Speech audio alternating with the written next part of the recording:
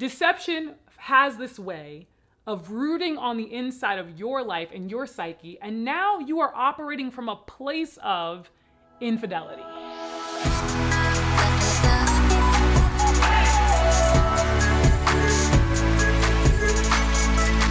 Welcome to my channel where we talk God, creativity, and growth. And today we're touching on a topic that is somewhat undefined. So I'm not going to put it in a category for now, but the topic is something that we should be informed on, especially in a culture that prioritizes having your cake and eating it too. Spiritual polyamory. Now, if you've never heard this term before and have no idea what it means, don't worry, I'm going to explain. But basically, let's break down those words. So spiritual, meaning relating to or affecting the spirit or soul, versus physical or material things. And then polyamory, if you've never heard that term, it's the practice of engaging in multiple romantic and typically sexual relationships with the consent of all the people involved. So everyone knows they ain't the only one you messing with. Feel me? Now, I'm not here to bash anyone, including Willow Smith, who recently spoke out about her decision to live poly or to pursue polyamory, which we will talk about more in a second, because I believe we've all been given a choice to do what we think is right. And God himself gave us that choice in the Garden of Eden and still to this day allows us to make our own decisions. That said, anytime that you mix spiritual beliefs, which is also known as syncretism, where you start kind of buffet dining on the many spiritual ideas that are out there, you've got to be aware of what you are opening yourself up to. I want to give Willow the opportunity to share her perspective on polyamory before I dive any deeper. With polyamory, I feel like the main foundation is the freedom to be able to create a relationship style that works for you. And not just stepping into monogamy because that's what everyone around you says is the right thing to do. So I was like, how can I structure the way that I approach relationships with that in mind? Also, doing research into polyamory, the main reasons why monogamous relationships, or why marriage, why divorces happen, is infidelity.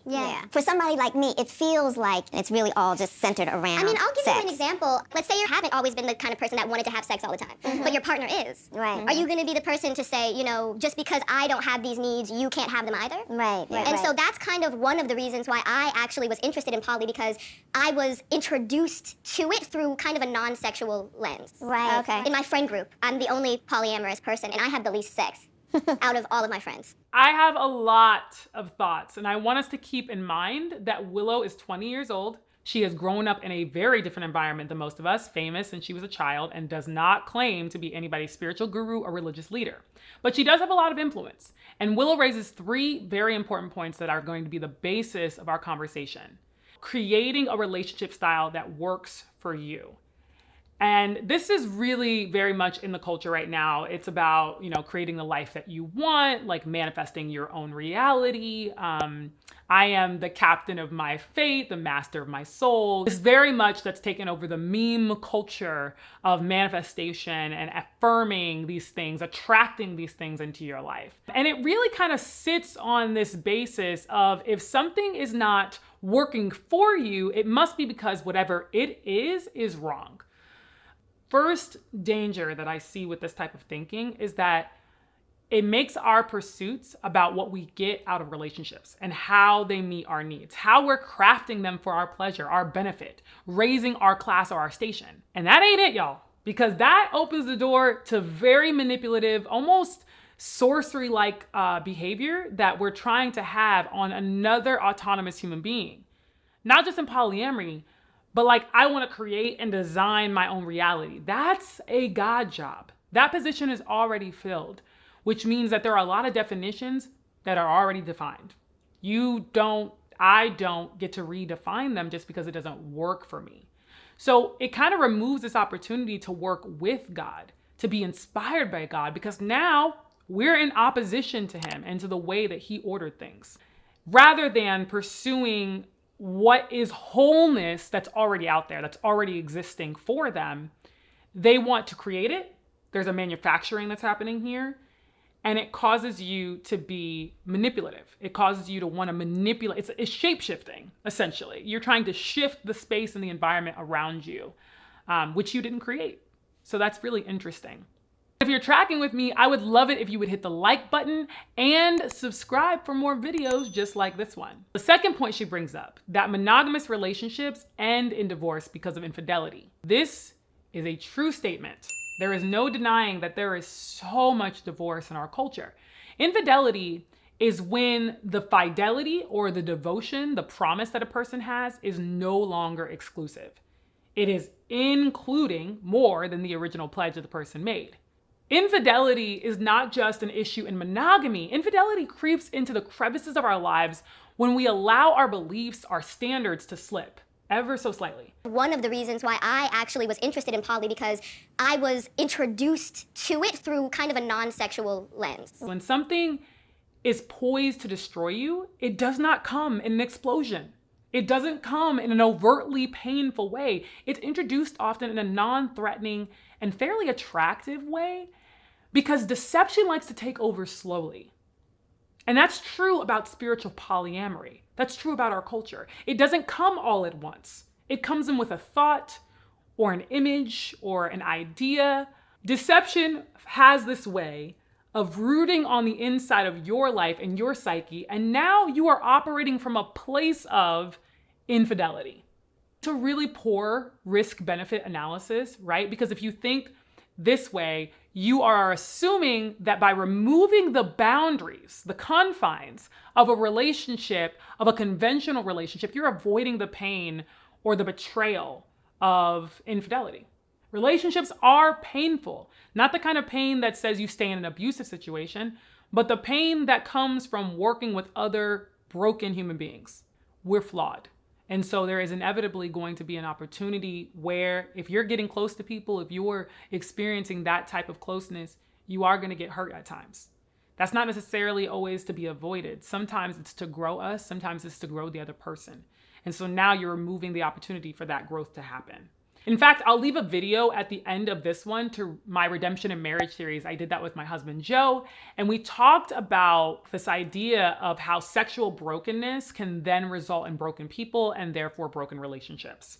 For somebody like me, it feels like it's really all just centered around I mean, I'll give sex. you an example. Let's say you haven't always been the kind of person that wanted to have sex all the time, but your partner is. Right. Are you going to be the person to say, you know, just because I don't have these needs, you can't have them either? Right. It really doesn't matter how many people you add to your mix. It won't cover all the bases. It won't be able to satisfy you. No human person can fulfill all your needs.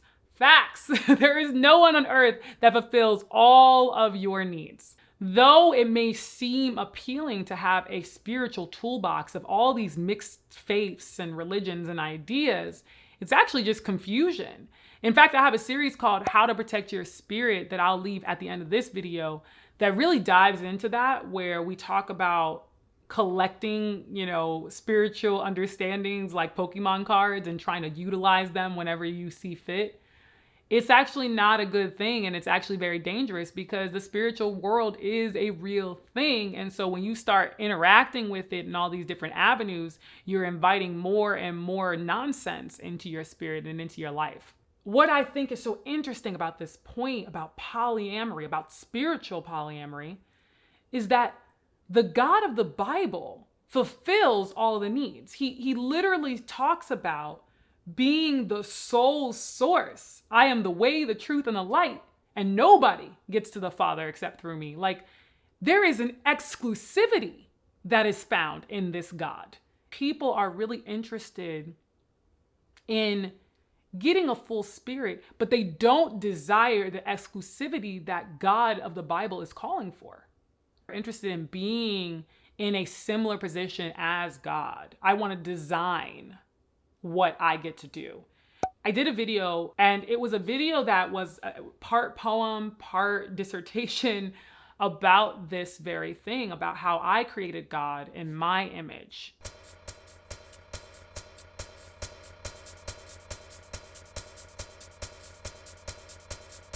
I created God in my image, and he was black, and he was a woman, and he was powerful.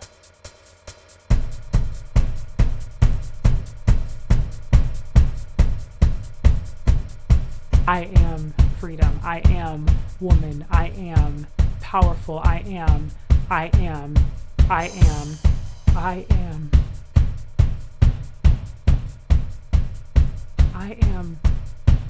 deceived. So often I see that Christians, that spiritual people are taking all these different offerings and mixing it in and then calling it Christianity. But are you worshiping God the way he asks you to worship him?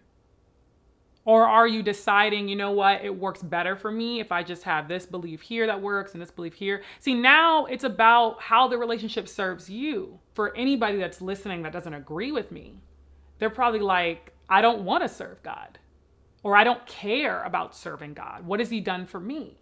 Well, let me tell you. But before I do that, go ahead and hit the like button if you are getting value out of this and if you're following with me, because I want to push this video out to even more people. I want this to be a dialogue. I want people to chat back with me, to argue with me, to, challenge me. I'm interested in the discussion.